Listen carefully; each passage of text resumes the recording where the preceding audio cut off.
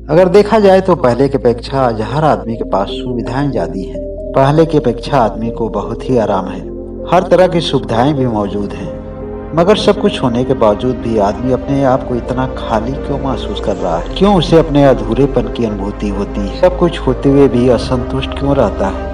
एक महात्मा अपने शिष्यों को बताते हैं कि जब मनुष्य अपने आप को मानवीय सीमाओं में बांध लेता है तो वह अपनी पहचान एक शरीर के रूप में करने लगता है। उसकी सभी सोच एक जीवंत शरीर के लिए सीमित हो जाती है और ऐसे लोग आर्थिक, सामाजिक और धार्मिक दृष्टिकोण के अधीन हो जाते हैं। ऐसे लोग तो केवल मन और शरीर के ही संबंध में सोचते हैं, कभी वो अपने मन और शरीर से बाहर देख ही नहीं पाते हैं। महात्मा अपने शिष्यों से बताते हैं कि जिस आदमी को एक अच्छा सा जीवन चाहिए, उसके पास एक अच्छी शरीर और एक अच्छा सा मन का होना अनिवार्य है। हमारे पास सबसे सस्ता और अच्छा विकल्प होता है ध्यान साधना। अगर आप अपने जीवन को अच्छा बनाने के संबंध में सोचते हैं और आपकी सोच है कि अगर आपके पास पैसा ज्यादा हो, आपकी एक सुंदर पत्नी हो, एक सुंदर बच्चा हो, सुंदर मकान हो और सुंदर बजट हो और फिर आपका जीवन बहुत ही खूबसूरत हो जाएगा, तो यह आपकी धारणा 100% गलत होगी। प्रारंभ में तो नहीं, लेकिन अंततः आपको इस सत्य का बोध हो ही जाएगा।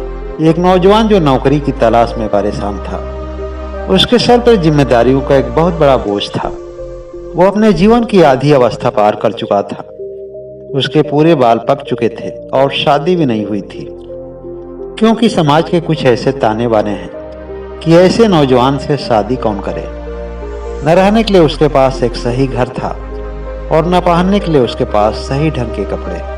अब उसको तो बार बार एक ही ख्याल आ रहा था कि उसने अपने जीवन में जो भी डिग्रियां हासिल किया है, जो भी योग्यताएं हासिल किया है, वह सब की सब बेकार है।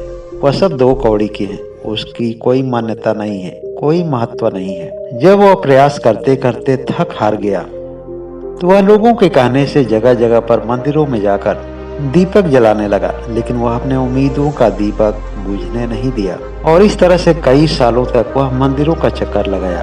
फिर भी उसे कोई भी रोजगार नहीं मिला। अब उसकी सारी उम्मीदें चूर चूर होती जा रही थी।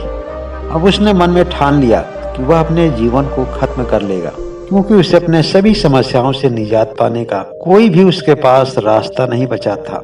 वो अपने सभी हित मीत और चाहने वालों से खूब प्रेम भरी बातें किया, क्योंकि वह जानता था कि जितने भी लोग उसके जीवन में हैं, अब दोबारा उन लोगों से मुलाकात नहीं होने वाली। एक दिन उसके घर में रहने वाले सभी लोग किसी काम के लिए बाहर गए हुए थे।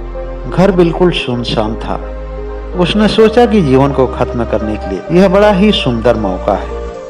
उसने एक कागज लिया और एक पेन लिया और उसने अपने सभी अरमानों को लिख डाला। अपनी सोच को अंजाम देने के लिए जैसे ही मुख्य दरवाजा बंद किया, उसी वक्त किसी ने उसका दरवाजा खटखटाया। दरवाजा खोलते ही पोस्टमैन ने उसके हाथ में एक लिफाफा पकड़ाया। वर्षों पहले कहीं पर वह नौकरी के लिए इंटरव्यू दिया था, उसी का वह सिलेक्शन पत्र था। आप कल्पना नहीं कर सकते हैं कि एक क्षण में उसके जीवन में कितना बड़ा परिवर्तन हुआ। इस परिवर्तन से उसके अंदर जो खुशी की तरंगे उठ रही थी, वह तो केवल वही समझ सकता था। वो अपने घर परिवार और समाज में खुशी की मिठाई बांटा। उसके सभी चाहने वाले उससे बड़े ही खुश थे। अपनी नौकरी को ज्वाइन करने के बाद उसके पास अच्छे रिश्ते आने लगे। उसके जीवन के कुछ ही समय बीते थे, लेकिन कुछ चीजें अपने जीवन की भूलने लगा था। इसलिए रिश्ते के चयन में सबसे पहले पैसा और पोजीशन देखा और फिर लड़की की सुंदरता, और इस तरह से एक बहुत ही ऊंचे परिवार में शादी किया। ऊंच परिवार की लड़की थी, इसलिए उसको ना ही उसका घर पसंद था और ना ही उसका समाज, लेकिन उसको अपनी पत्नी पसंद थी, इसलिए वह अपने पत्नी को अपने साथ रखने लगा। उसके घर वालों का बहू के साथ जो रहने का अरमान था, वह अधूरा रह गया। कुछ दिनों के बाद उसका एक सुंदर लड़का हुआ। सुंदर पत्नी और सुंदर बच्चा पाने की उसे खुशी तो थी, लेकिन उसके मन में हमेशा यह मलाल रहता था कि जिस तरह की भावनाओं का और जिस तरह की हमदर्दी का वह अपने पत्नी से अपेक्षा रखता था, उसकी यह सोच उसकी कोरी कल्पना बन गई थी।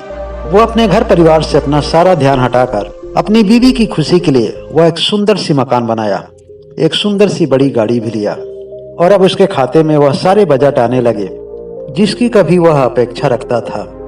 उसने अपने बच्चे को एक अच्छे स्तर के स्कूलों में रखकर शिक्षा भी दिया। वो अपने बच्चे को अपने से भी बड़ा अधिकारी और कर्मचारी बनाना चाहता था, लेकिन बच्चे को नए जमाने की हवा लगी और उसने अपने दोस्तों के बहकावे में आकर वह उन सभी रास्तों का चयन किया जो उसके अपने पिता के सपनों से उसे दूर ले जाने वाले थे। दारू, अफीम और अय्याशी जैसे अनेक बुराइयां उसके अंदर प्रवेश कर गई, जिसके लिए उसका पिता अनभिज्ञ तो था, लेकिन उसकी माँ को उसकी बुराइयों की आहट जरूर मिली थी। लेकिन बड़े माँ बाप का पुत्र था, उसके जीवन में हर तरह की सुख सुविधा का ध्यान रखा गया।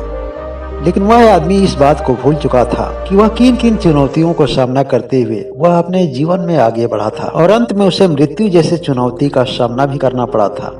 और अंत में अपनी सभी चुनौतियों को पार करके वह एक जीवन में सफल आदमी बना था। लेकिन उन्हीं चुनौतियों से अब वह अपने बच्चे को बचा रहा था, अपने परिवार को बचा रहा था। और यही वजह थी कि सब कुछ होने के बावजूद भी वह अपने अंतर मन से बहुत ही पीड़ित था।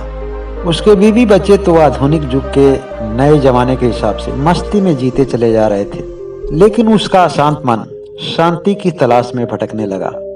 अगर जीवन में सुखी रहना चाहते हैं तो अपने मन को सांसारिक वस्तुओं के मोह से जितना हो सके दूर रखने का प्रयास करें, क्योंकि नश्वर चीजों में आकर्षण की शक्ति बहुत होती है। आदमी को उलझने में समय तो नहीं लगता है, लेकिन उस उलझन से बाहर निकलने में बहुत समय लगता है। अगर जीवन में श्रेष्ठ बनने की अभिलाषा है तो उससे पहले जीवन को समझना भी जरूरी है। जीवन क्या है और जो हम तन पाए हैं उस तन का स्वभाव क्या है।